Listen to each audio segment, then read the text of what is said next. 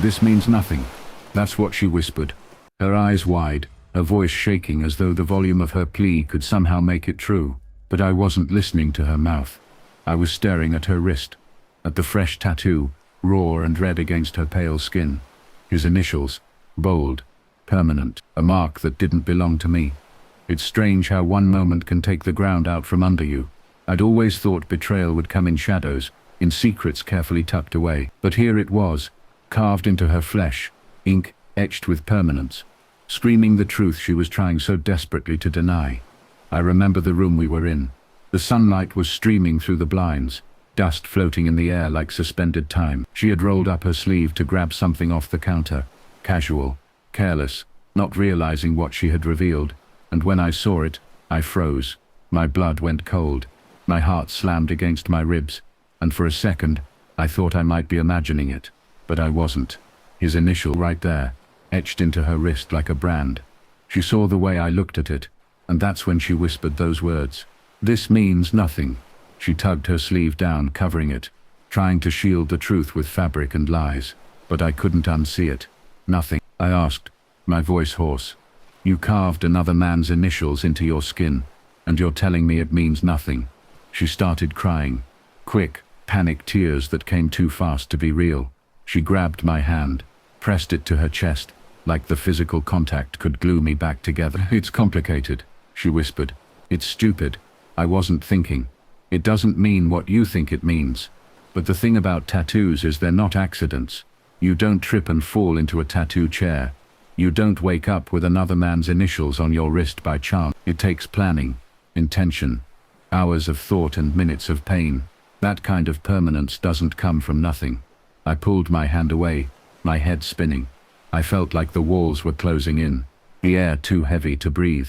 I didn't shout. I didn't throw things. I just stared at her, this woman I thought I knew, and realized I was living with a stranger. That night, I couldn't sleep. She curled up beside me, her back turned, her body trembling with silent sobs. I stared at the ceiling, my mind raced. Every excuse she gave in the past few months replayed in my head. Every late night, every girl's trip, every sudden new habit that didn't quite add up. The pieces started fitting together, the puzzle I hadn't wanted to solve because I was terrified of the picture it would reveal. And now I had the picture. It was burned into her skin. The next day, I went digging. Not her phone. Not yet. That would be too obvious. Instead, I checked the tattoo parlor receipts. A few calls to local shops, some vague questions about my girlfriend's tattoo, and one place confirmed it. Yes, she'd been there. Yes, she'd gotten a tattoo recently. Yes, she came in with a man. With him? I asked, my throat dry. The artist hesitated, then said, yeah, they seemed close. He even held her hand during it. I hung up, my pulse hammering in my ears. So it wasn't just ink, it was a ritual, a memory, a moment they shared, seared into her forever. That evening, she acted normal, made dinner, asked about my day, kissed me on the cheek, but I couldn't look at her without seeing it. That sleeve, hiding the initial, that lie, sitting between us like a third body in the room. I started watching more closely. She was careful with her phone, always keeping it face down. She flinched whenever I walked into the room, while she was texting. Once I caught the edge of a message flashing across her screen before she quickly locked it. Just 3 words. Miss you already, already. My stomach dropped. That meant they had been together recently. Not months ago, not a distant mistake. Recent, current, ongoing. I didn't confront her. Not yet. I needed more than a tattoo and half a text. I needed proof that no amount of tears or excuses could wash away. So I planned. The first step was her upcoming conference. 3 days out of town, she said. A professional development event, full of workshops and panels. She wanted me to be proud, wanted me to see her ambition. I smiled, told her I was proud.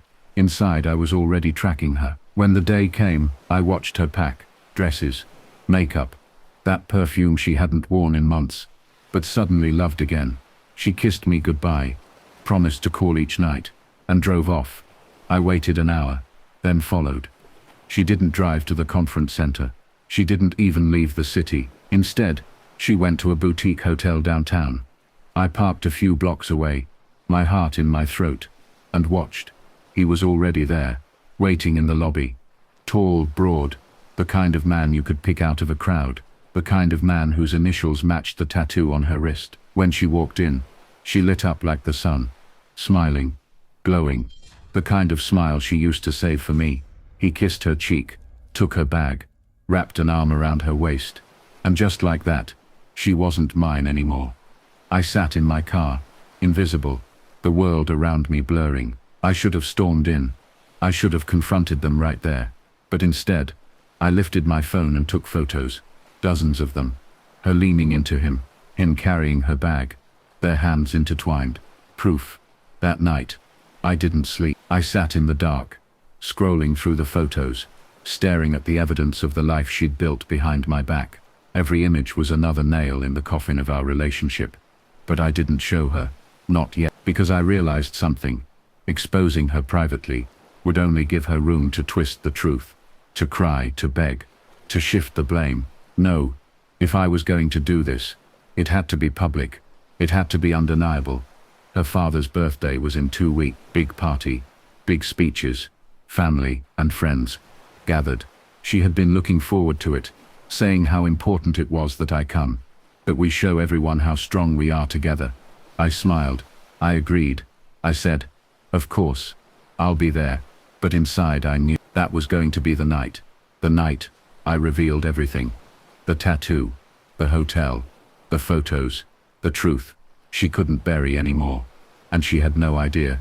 The night of her father's birthday arrived, with the kind of polished perfection that makes betrayal sting even sharp. The house was full of laughter, the smell of roasted meats and fresh bread spilling from the kitchen, wine glasses clinking, voices layering on top of one another.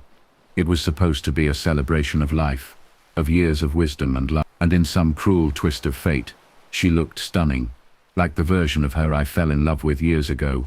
Her emerald dress shimmered under the lights, her hair pinned back, just enough to reveal the delicate curve of her neck. She smiled at me as we walked in, holding my arm tight, radiating pride, as though we were the perfect couple stepping into a family's embrace. And for everyone else, we were, to the untrained eye, we were still the picture of devotion. But tucked inside my jacket, folded carefully in a worn envelope, was the truth. The photos, the receipts, the bank statements, the tattoo parlor confirmation. Proof that the initials on her wrist weren't an accident. Proof that this means nothing was the biggest lie she'd ever whispered. I could feel the envelope against my ribs like a second heartbeat. Her father was glowing, cheeks red from wine and joy, laughing at every joke, thanking everyone for coming. Her mother fluttered around with trays of food, cousins ran through the halls, and siblings traded stories that had everyone clutching their stomachs with laughter. It was warm. It was safe. It was exactly the kind of night family was built on, and that was what made it the perfect stage. Dinner was served. Toasts were raised. Her brother stood, lifting his glass high. To the man who taught me what it means to be strong, he said, voice booming. Her sister followed, recalling how their father's guidance had shaped her career. Tears shimmered in their mother's eyes, her hand resting on her husband's. Then she stood, my girlfriend, my betrayer. She raised her glass, her eyes glistening with carefully crafted sincerity. To my father, she said, her voice smooth, the man who's always been my protector, my guide, my example of what true loyalty means. You're the reason I believe in love, the reason I know what it means to be cared for unconditionally. She turned to me then, her smile soft, calculated, practiced for the audience. And to my partner, for standing by me through everything. I'm so lucky. Everyone clapped. Glasses clink. She sat down, her hand finding mine under the table, squeezing gently, as though to cement the illusion. That was my cue. I stood, slowly. The scrape of my chair against the hardwood floor sliced through the noise. The clapping faltered. Conversations stilled. All eyes turned to me. My girlfriend's smile froze, her hand tightening painfully on mine. What are you doing? She hissed under her breath, her voice sharp with panic. I looked at her, really looked at her, and for the first time, I didn't see the woman I had loved. I saw the stranger who had carved another man's initials into her wrist, and tried to convince me it meant nothing. I'd like to say a few words, I began, my voice calm but loud enough to command the room. Her father beamed. Of course, please. I raised my glass, my hand steady. Tonight we're here to celebrate a man who built his life on loyalty, on strength, on family, a man who never wavered in his commitments, who showed us all what it means to be true. I paused, the weight of silence thickening, and that makes tonight the perfect time to talk about what happens when loyalty is betrayed.